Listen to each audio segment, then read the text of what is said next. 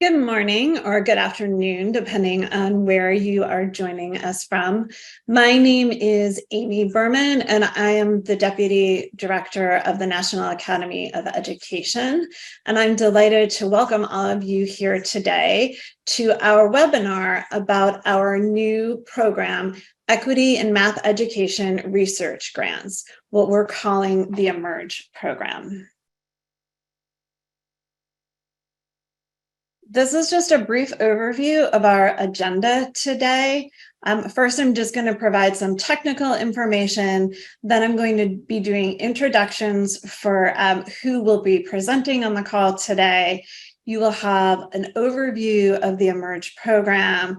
We will walk through the application components and tips. And at the very end, we will have a Q&A session. So as you can see, this slide is just providing a little bit of detail about how the technicalities of this will work. So at the top of your screen, there should be a box for Q&A. Please type in your questions there at any point during the presentation so that you don't forget them, and we will be getting to them at the end of the presentation. I also want to remind everybody that the webinar is being recorded so that we can post it later this week for those who could not make it, or in case you wanted to go back and refresh yourself with anything. Also, we have technical support on the call, so if you're having any issues, you can also type that into the Q&A box and someone will assist you. So this is a slide showing who the executive members of this committee are. And today we have with us Danny Martin, Judy Moskovich, and Alan Schoenfeld, the three co-chairs of the project. And they will be providing you with a substantive overview of this project. Many of you guys have probably been receiving emails from Abby Bell, who is the staff director at the NEAD on this project. Unfortunately, Abby has a medical emergency today and cannot be available. She is okay though, and her family members will be okay. And she will be back on Wednesday to be answering any emails or questions that way. So right now, I'm going to turn it over to Danny, who will begin the presentation for us. Thank you, Amy, and good afternoon and good morning to everybody. Thanks for coming out. My name is Danny Martin. I'm a faculty member at the University of Illinois at Chicago and one of the co-chairs of the EMERG program here. I'm going to talk a little bit about the program rationale. We'll talk about it throughout the presentation, but I'll kick it off a little bit. Some of you may be wondering, like I was when I was invited to sit on the committee, why another early career program? There's a few out there already. And what we hope to do in this presentation is make the case that this is very different. You'll hear more about how we think it's different. And by the end, hopefully you'll be convinced that it really is different. A few things have converged to make this program particularly responsive to this particular moment in the field. And one of those things has to do with the fact that many people, including some of you, have recognized that existing research has been very limited in making progress on describing and explaining the outcomes and experiences for particular groups of children. And there's been a push by many of us in the field to give greater attention to issues of race, power, identity, culture, language, and so on. And not just greater attention, but more insightful and impactful ways to address some of the experiential and outcomes that we talked about. So as a part of their focus on K-12 math education, the Gates Foundation has awarded generous funding to the National Academy to develop an early career research program focusing on issues of justice, especially for African-American, Latina, Indigenous communities and children, and those experiencing persistent intergenerational poverty. And although these other programs exist, we're going to be talking about how EMERG is built very differently. Next slide, I believe. And I'll just say a little bit about some of the goals, because the goals here are going to sound familiar, but also, like I said, different.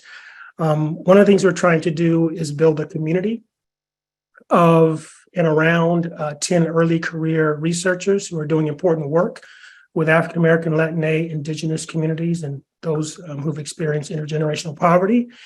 And it's not that we are trying to reify the old model of 10 outstanding individual researchers in the silo. We're actually trying to build a community.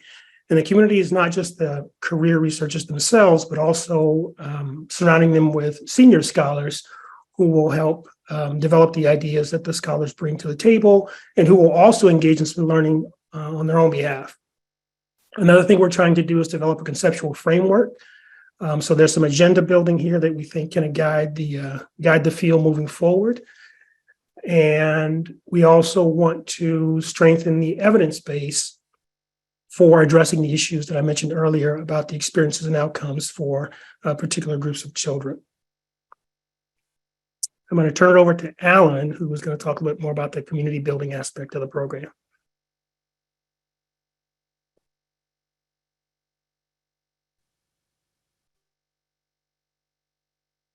Alan, you're on mute. Thank you, Amy. I'll try again. Hello, everyone. I'm Alan Schoenfeld from UC Berkeley, and I'm going to build on the things that Danny has said about our goals and the community that we're going to attempt to build in order to achieve those goals. The idea of support for emerging scholars, I think, is really important in that we need to build more of the human infrastructure to get things done to address the critical issues we face in mathematics education. We think of both doctoral and postdoctoral fellowships as the gift that keeps on giving. Because people who are boosted in their careers to work on critical issues do so for the rest of their professional lives. So on the right-hand side of the screen, you see that we will be selecting 10 early career scholars, and they'll be working on something critically important that contributes to the big picture, and then keep doing that we hope for the rest of their lives. There will be differences between this and some standard postdoc programs.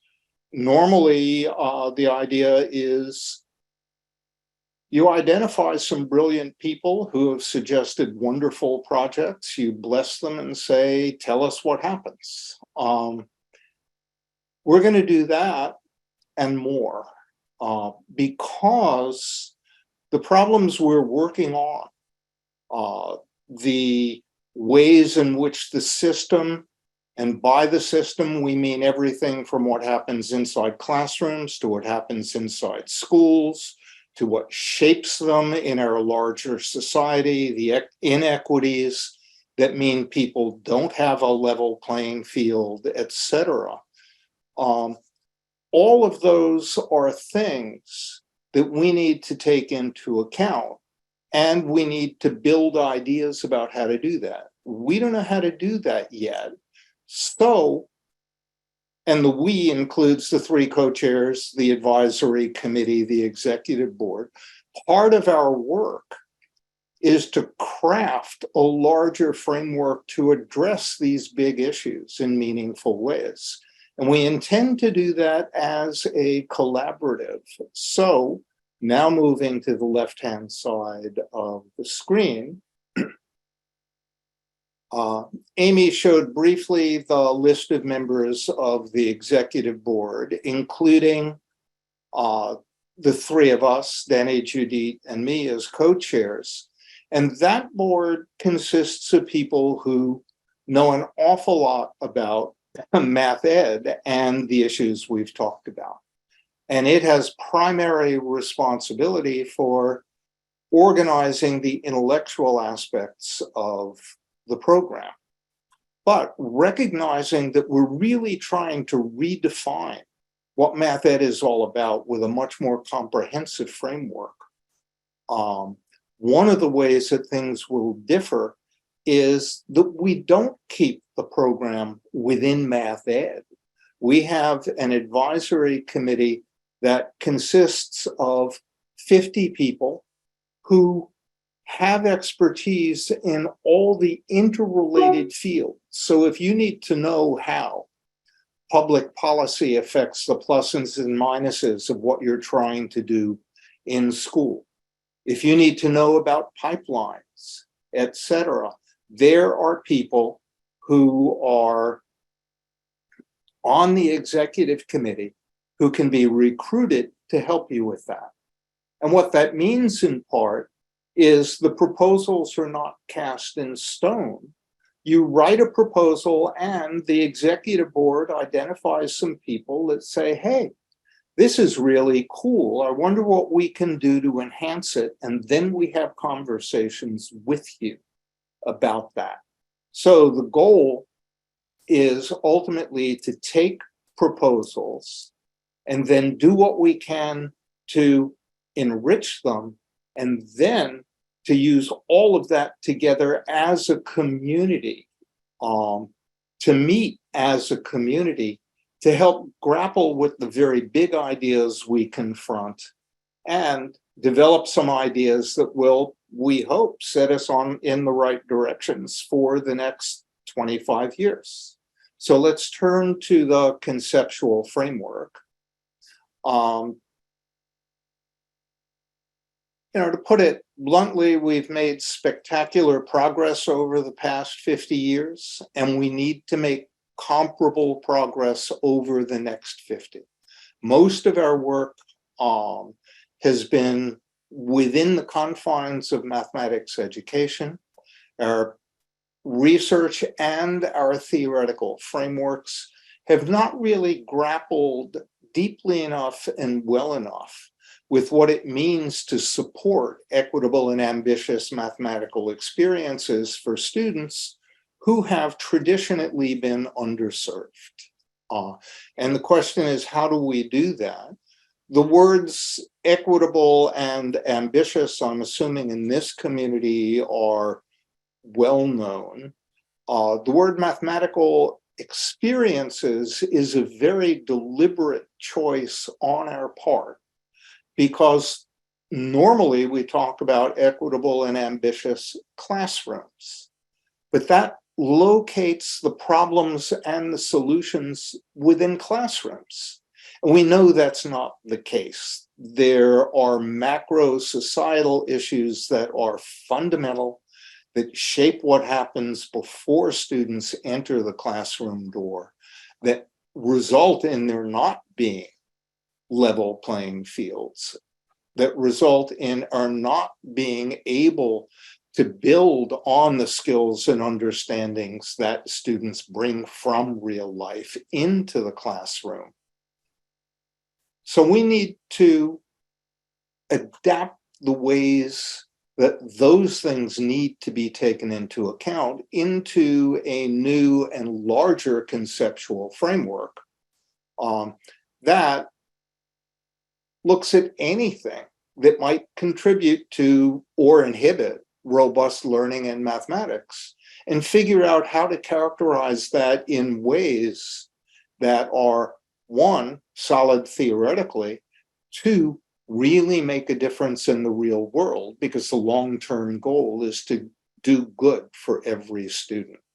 And for that, we need the entire community that I talked about in the previous slide.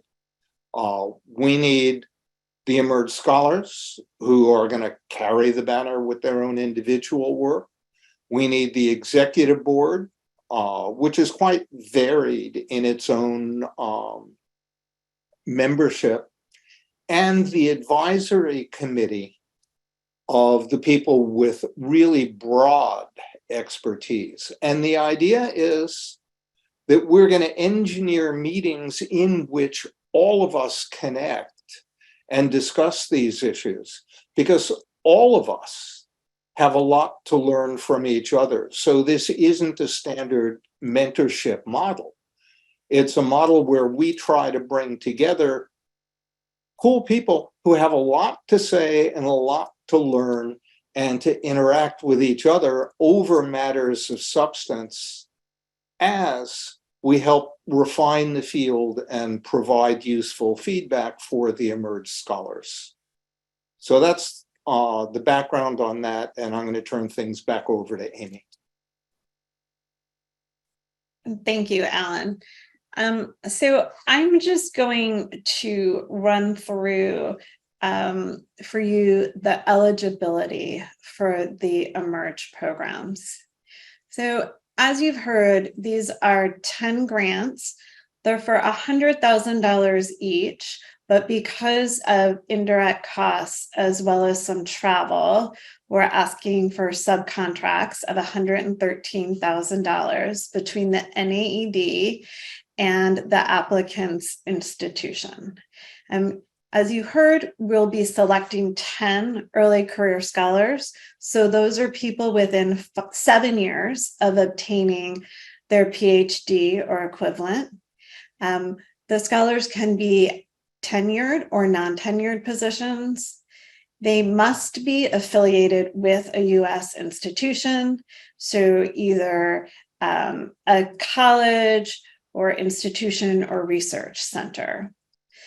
Applicants are encouraged from scholars with shared racial, ethnic, language, and or cultural backgrounds with the focused student populations that you've heard both Alan and Danny talk about. Additionally, applicants should have demonstrated commitment to the learning, development, and participation of students in these communities, as well as experience working with them, either as a researcher or as a practitioner. We're looking for a very strong commitment to issues of ambitious and equitable engagement with mathematics. As you just heard Alan discuss, we're looking for thinking within the classroom, but also outside of the classroom. And that's why we're talking about this engagement with mathematics. And as noted earlier, and we keep talking about this, we have this very interdisciplinary advisory committee that we want these early career scholars to be engaging with. And so for anybody applying for this program, it's really essential that you are willing to receive this critical feedback on preliminary proposals from these experts and being willing to refine your work based on these suggestions, as well as be supported by this larger EMERG community that we are hoping to develop and then hope will continue past this 2-year program.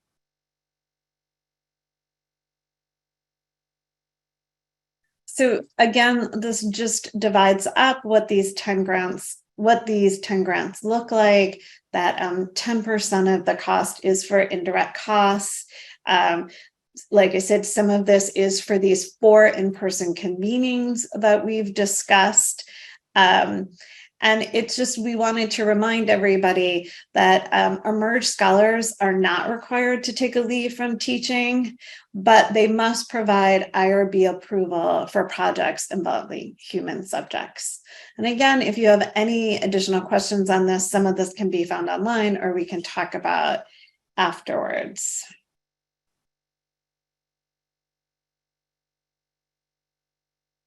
And now I'm turning it back over, or not back over, but I'm turning it over to Judith. Hi, everybody. Welcome. My name is Judith Moskovich. I'm at the University of California at Santa Cruz, and I am one of the co-chairs. I also have a squeaky chair today, so please forgive me if you hear a little squeaking in the background. So I wanted to, what I will be describing is the particulars of the support that will be provided for EMERG scholars. So although this is a program for postdoctoral work, it's not the typical postdoc in the sense that scholars will not be working alone with one mentor. There are going to be multiple types of support. And it also, that support will be from scholars within math education, but also outside of math education. So we have described this support in 4 different ways. What we're first calling dedicated mentoring, where each scholar will be paired with one mentor with expertise in their project. for monthly check-ins.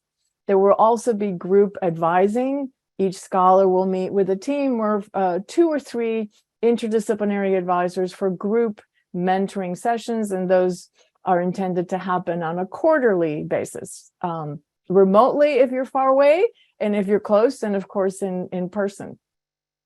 There will also be organized peer support where scholars self-select into smaller peer mentoring groups based on their project themes. And then lastly, perhaps most importantly, there are full group convenings. Since this is 2 years, there will be 4 of those, 2 every year. I believe they're March and November, but don't quote me on that, where the entire community will convene for collective meetings to discuss where we are, and in particular, the theoretical framings that we're using, and get project updates from scholars. What's really important is that this process in the beginning will involve refining, honing, and revising the initial proposal. So next slide, please. And that, I think, is one of the most important ways that this postdoc is also different. Because this is the National Academy of Education, we may all be thinking, oh, this is sort of like the wonderful, fantastic Spencer postdocs. However, there's some differences. So one of them is what I just mentioned. Here you apply with an idea, whereas in the Spencer postdoc, you have a full-fledged project and you go forward with that project. That is fundamentally different, again, because of the nature of the work that we're doing. You scholars who are applying are expected to revise and learn before actually going and doing the actual study. And also that revising and learning will be happening not only in terms of the scholars' projects, but the community that includes the executive board and the advisory committee. The subject matter for the EMERG program has to be specific to U.S. K through 12 math education, both in school or out of school, whereas the Spencer postdoc is about all fields and all grade levels. This is specific to math education. And again, for the EMERG program, mentoring will happen before beginning the work, and the proposal will be refined, whereas with the Spencer postdocs, the mentoring happens mostly after scholars begin the work. You'll see me that I keep looking down at a piece of paper because I want to mention there's one other way for me that makes this program different, and I keep trying to keep track of. There's an executive board, which is small, and an advisory committee, which is quite large. The executive board, again, don't quote me on this, but I think we're 7 to 10 people. The advisory committee is quite large, around 50 people. We will be drawing on both of those, and I think those labels are also different for me than other projects I've been on. And then lastly, this operates as a research grant, which means that time off is not required. Whereas in contrast with the Spencer postdoc, that's a fellowship. So this is not a fellowship. And the Spencer postdoc scholars are required to take leave from teaching, which is not required here. And I think the next slide is someone else. Yes, it is back to me. Thank you, Judith. The next 2 slides are just providing the very basic information about the online application. You will see when you go to the application page and you start going through the process that it's similar to other grants that you have likely applied for. So you have to provide a PDF of your CV, an institutional letter of commitment. As we noted earlier, the funding goes through the institution that the scholars are at, and so we need to have this letter, a project description, a personal statement, examples of your past research, references, a budget template, again, for the $113,000, and more information about that is online, as well as a list of current commitments.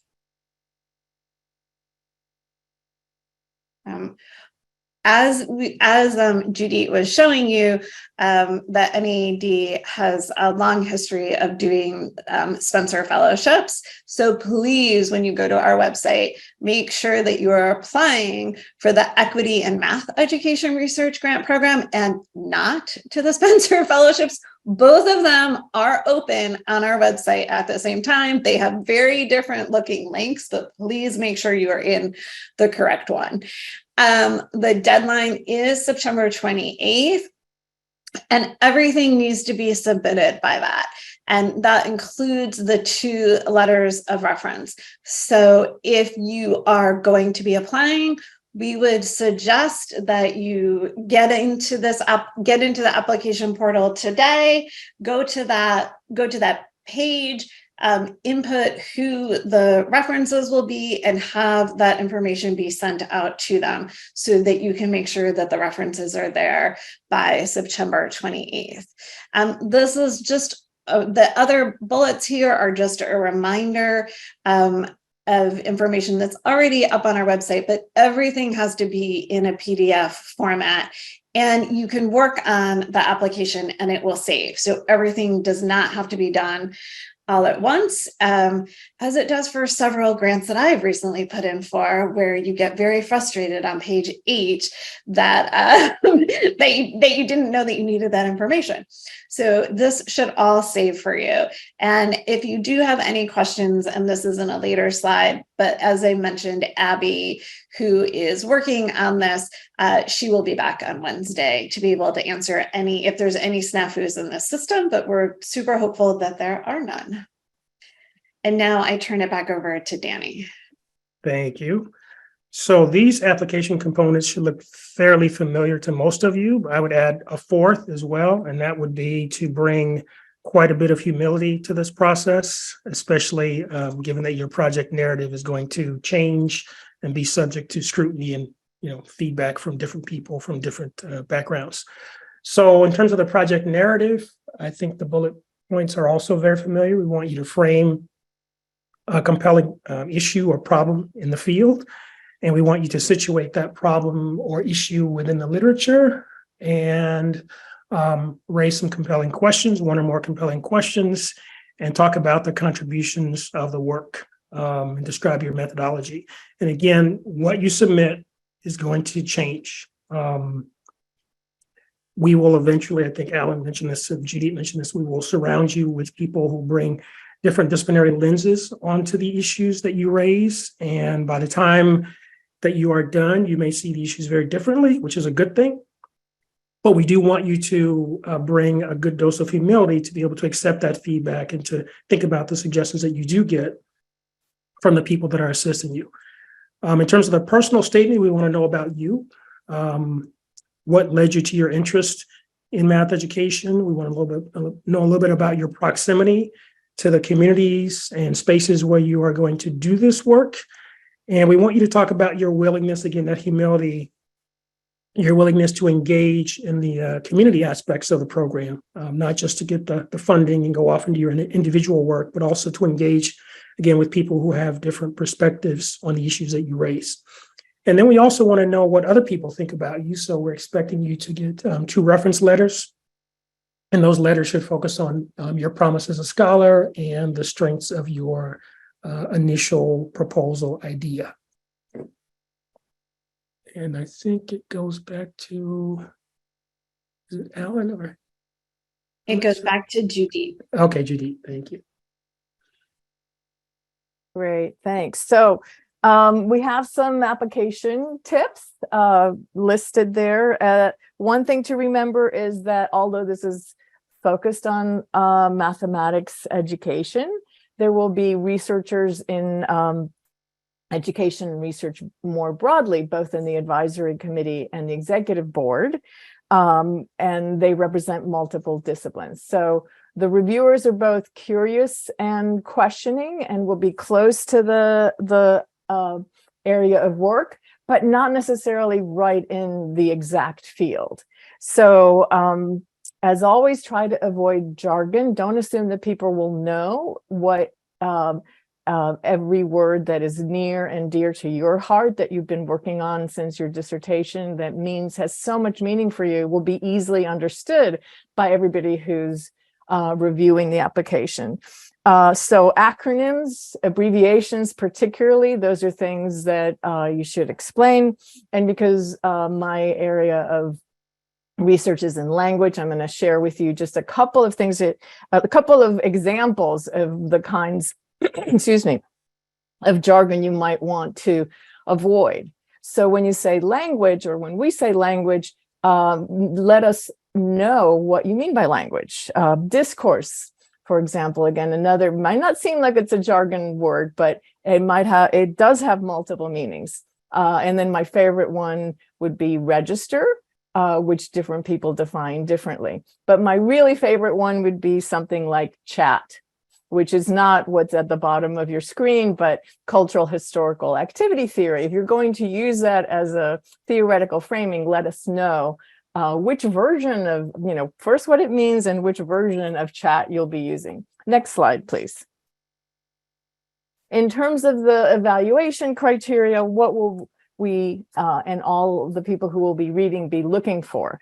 First is the research question and clear, compelling, and significant. In order for that to be the case, a good literature review needs to sort of back up how did we get to a question that is compelling and significant to the field. So what that means is know the research literature, what has already been done, but don't spend all the time in the application doing that.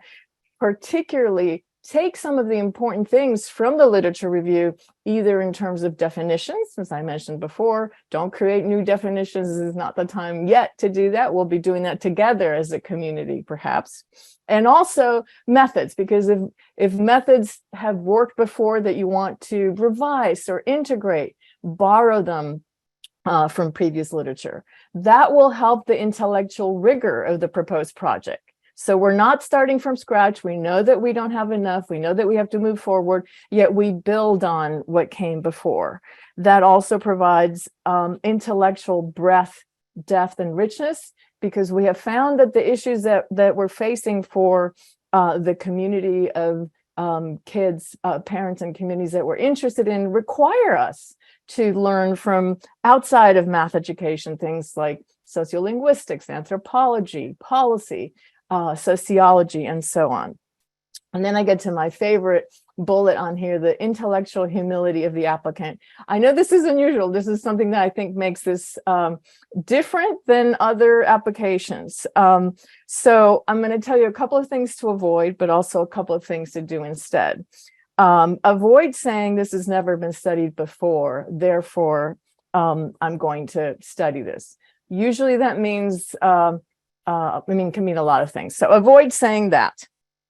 Also avoid saying everyone else was wrong and I'm going to solve it and fix it. And then lastly, I think what's really exciting for me is to not say, I have the theoretical framework that is going to solve this. I'm either borrowing it from somebody or I've created it myself. This is it. This is the way to look at things. For me, that's what's so, I want to say, exciting. And after all of these years in the field, really, we've moved to understanding that there are multiple perspectives and that we'll be discussing them at great length online and in our personal meetings. So instead, the framing that we would like, sort of the spirit of this work, is saying something like, I want to learn more about X, Y, or Z, because I've come to this place in my work where I need to look at things in a little bit of a different way. Or I have explored one or two conceptual framings and I'd like to have discussions around, well, how do we tweak those so that they work for the particular work that I'm interested in? And I'm not sure who's next, but I know that we're going on to the next slide. Okay, I'm next. What I'm about to say, building on what Judita said, is mostly common sense, with the caveat that common sense is context dependent. And we've already I hope, establish the fact that this whole process is a little bit different than the standard process. So as you write your application, you should be thinking about what makes sense in the context of the larger goals of the project. And the first point, part of the intellectual humility, the field doesn't really know. We're at an inflection point. We've made great progress, but we're marching in new directions, and that means we're all exploring. So where do you come from? How do you think about your contributions? How do they fit into the larger picture? And for us to understand that, we need to know something about you and the work you're talking about.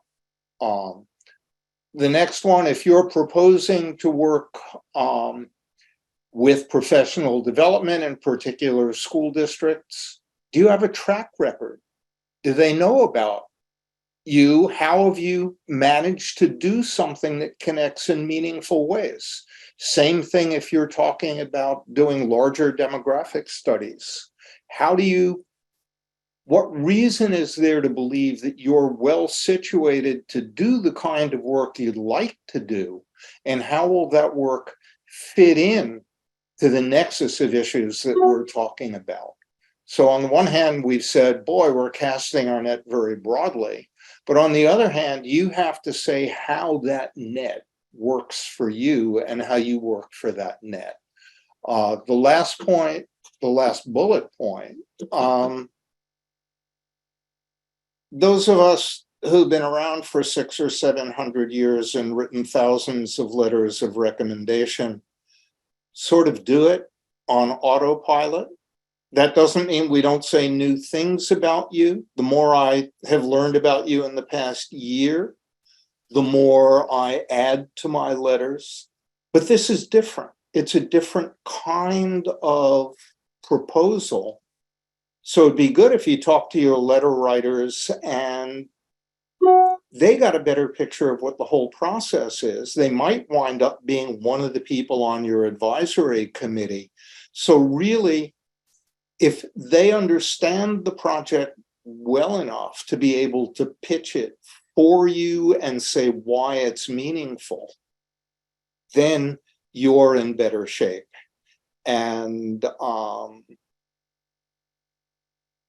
one of the things that my students have heard over and over again, this is the blue box at the bottom of the page.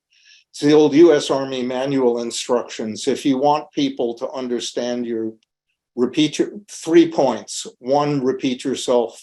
2, repeat yourself. 3, repeat yourself. So I am repeating. This is really intended to be a collaborative project. Give us hooks so that we can build into what you're doing. And we understand, there's a fairly small page limit. I think it's 10 minutes. You can't write the volume you need to explain everything going on in your mind. Be selective, invite us in, show you've done some hard thinking, and we'll respond in kind. And I think it's back to Amy. Thanks, Alan. These are the important dates for this program. As we've said a couple of times now, the deadline for applications is September 28th. We are hoping to move quickly, making decisions and getting those decisions out. So sometime in December, the scholars will be announced. Our hope is that they will all be able to attend our first in-person convening in DC. This is March 6th through the 8th. This will include the members of the executive board, as well as people from the Gates team to discuss the research projects, the designs, and to participate in some professional development activities. then you see some stuff about funding and when payments will be dispersed, as well as our November meeting. Again, this meeting will be in person with the executive committee, with people from the Gates team. It will also be built around NAED's annual meeting. So we hope to be able to fold people into some of those events and conversations as well with our broader community. And then you see several the in-person convenings. The dates have not been determined for 2025 and 2026, but at the one in the fall of 2025, there will be some formal in-person presentations of where people are and what the future extensions of the work will look like, as well as, sort of guidance on how the work that's been done and the research been done so far can be used to advise the Gates Foundation's larger K-12 math education strategy. So those are really the key dates to put on people's calendars. And, again, there's a lot more information about the application on our website. And here is Abby's email again. And I am going to stop sharing my screen so that we can go to the questions that we have so far. And I think that some of these are maybe for me that we see so far. So the IRB approval will have to occur through your universities, but we don't expect IRB approval to occur before the grant cycle begins, given as people have even mentioned in the chat or the Q&A, that some of this that your proposal may look different than what is actually put into the application process. So these are like larger ideas as opposed to something straight down. Go ahead, Ellen. Sorry. If I can add to that, there are some universities not to be named for which the IRB processes are extremely arduous.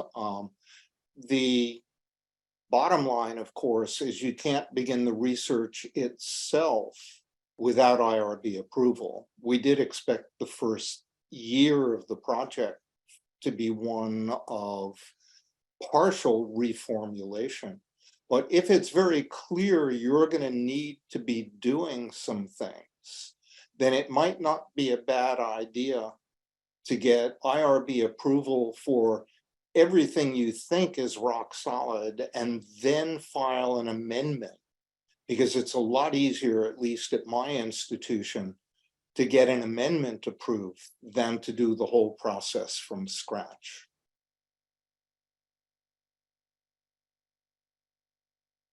Thanks, Alan. There's a question about the 10 pages. So it can be no more than 10 double-spaced pages, and you can have 2 additional pages for references. So that comes to a total of 12 pages. You'll see if you go onto the website, there can also be some additional appendices. So if there are some charts or graphs or tables or questionnaires that you want to include that are technical and supplemental, those don't count towards your 10-page limit. But just be judicious in what you put in there, because we're not requiring the reviewers to review appendices. So put it there so that they know what you have, but if it's critical, it's got to be in those 10 pages. I see a question about applying for the Spencer and the EMERG program. So the Spencer deadline is the Spencer grants are on a different time period. The program application is due November 15th, and those awards won't be announced until May of 2024. You would have to look at the exact language, but when you get a Spencer grant, your time is being bought out for a year, and you're not allowed to receive any other funding related to the project that you're applying to for the Spencer grant. So I hope that that answers the question. And if you have more technicalities about that, feel free to reach out to us individually. And then I see the question of, is this a one-time program? So right now, this is a one-time program. So please do not wait until next year to apply because this is a one-time program. We do not know if this will be a continuing program, but right now this is the initial cycle, and we have funding for these for this 2-year cycle of 10 applicants. We've planted the seed with the Gates Foundation. They wanted to succeed. We wanted to succeed. It's a bold experiment, and I, have my fingers crossed, along with the rest of us, that if it looks like this is really producing interesting ideas, that they'll come back to us and say, hey, let's do some more. But there are no promises at this point.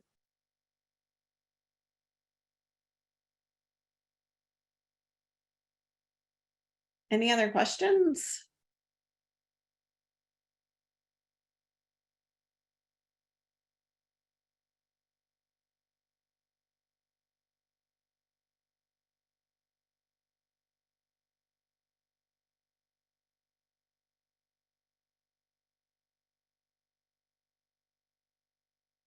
So the next question, oh, go ahead, Judy, thank you. I wanted to clarify that we are not requesting that the IRB be approved before submitting the proposal.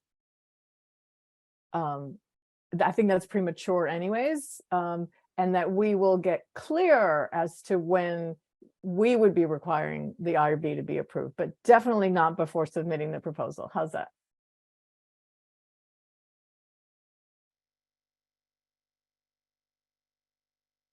Do one of you want to take the question that if they're pondering a 3-year project and as of June 2026, they've completed 2 of the 3 years, would they be able to present to the executive board what's been completed so far?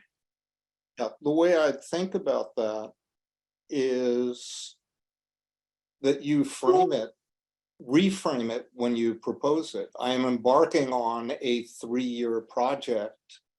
During the first 2 years, I expect to achieve A, B, and C, and I will report to you on that. And A, B, and C should be significant. Of course, what you do in an extra year will be that much more significant, but what you're planning on doing should be enough to engage the community.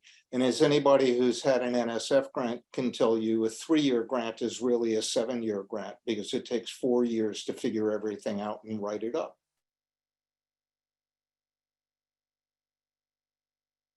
Yeah, I would just add for the person who asked this, maybe others as well, to think about the idea of completion in the context of this program. It may not be the most appropriate term because these are going to be projects that are part of a larger conceptual framework.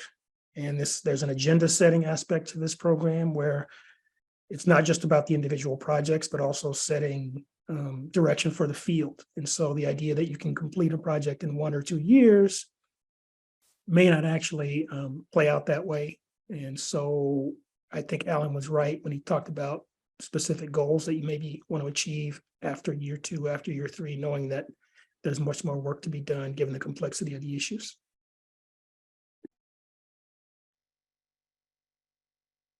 There's a question asking about the letters of support. Everything is due on September 28th at 8 p.m. Eastern time. So the suggestion is to start the application and include who will be writing those letters of support so that they can get the information now to be supporting, to be working on your letters of support. And as I can't remember if it was Alan who indicated, it's really important that those recommenders understand what this looks like and how this is a different type of a project. And so we provide some of that information when you submit to them. When you give us their email, they will get some of that information from us, but you probably want to go in and have a deeper conversation so that they understand what this program looks like and how it's different from others, in case they don't sort of read all of the language that we send to them. And I just add to that, it certainly shouldn't be a surprise to them to hear from the Academy. You should have written them before, inviting them to have a conversation and saying, would you be willing to write, given that this is this kind of proposal? And then there was a question about the grant timeline. And so the grant is concluding in June of 2026 with an in-person meeting. And so that is the current conclusion time period for the grant.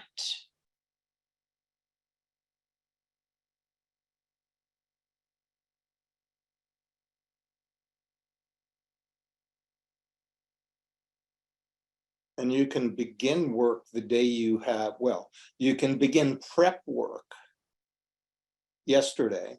You can begin doing official research the day you have IRB approval for whatever things you want to do. And it was on one of the slides that Amy showed, the official day of the first payment, but get going ASAP. Yeah, so I was looking at that timeline myself. So the first time that we convene in person will be in March of 2024, but the first award payment is in June. So there is time between March of 2024 and either June or September in terms of the first award payment dispersed to the institution. And again, we did this, may not remember the dates, at least Alan and I may not, but we do have some ideas of why and how we're doing this, because at that first in-person convening in March is where we'll be discussing how to change and revise proposals. So I hope that's getting clearer in terms of the actual period of the payment as opposed to what Alan was just describing. The work will start in March of 2024, right? Yes.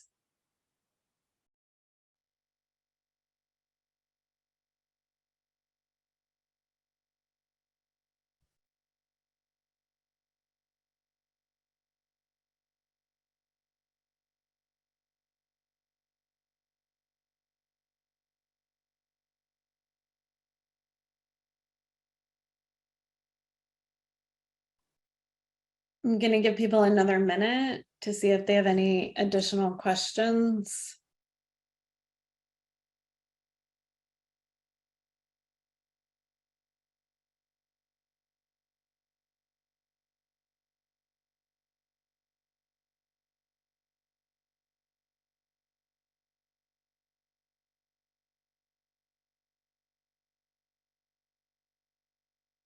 So if the question is can the money be transferred to a different institution in case you transition jobs? We can definitely, between the two payments, if you transfer jobs between the two payments, have a new letter of understanding with your new employer.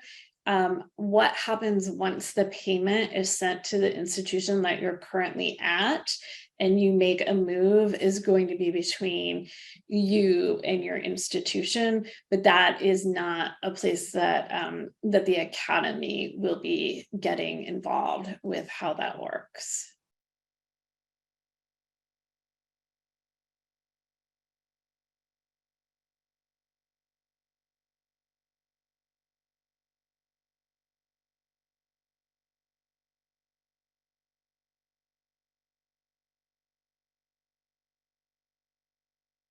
There's a question about support letters from school districts. And I would not think that they would need those before submitting the proposal, but I will defer to the co-chairs if they think that those need to be submitted by September 28th. I mean, obviously, if you have those and they are positive, they could be supplemental materials that you attach as an appendix. Yeah, I'll echo that. If you're working with a school district, your IRB will certainly want evidence that you're in the school district's good graces. So it will have to come along before IRB approval, but not necessarily at the time of submission. I actually think of these as rather than letters of support, saying either for the school district or if you're working outside of school with the community, rather than saying, yes, we're on board for this particular project, you might want to have a letter that says, yes, we've worked with this person before. And that might be a letter to have in an appendix. Right, Danny? I think, and Alan, we discussed. I agree. I think it's not just about approval, but it's also about support for the ideas and benefit to the community or the school or the community, depending on how you look at it.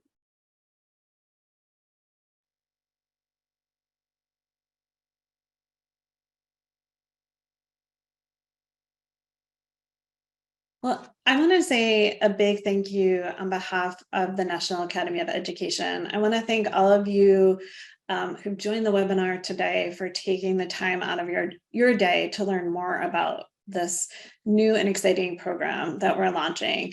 And I also want to thank Alan and Judy and Danny, because without all of the work that they have put into this project up until this date, we wouldn't be here today.